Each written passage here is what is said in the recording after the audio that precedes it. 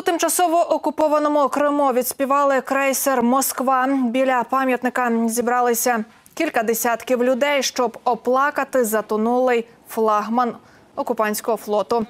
На честь крейсера принесли надгробні вінки, а священник провів поминальну церемонію. У крейсер «Москва» точно поцілили 2 українські ракети «Нептун». Судно загорілося, а згодом потонуло. Відомо про 58 моряків, яких урятували турецькі колеги. Екіпаж корабля був 500 людей.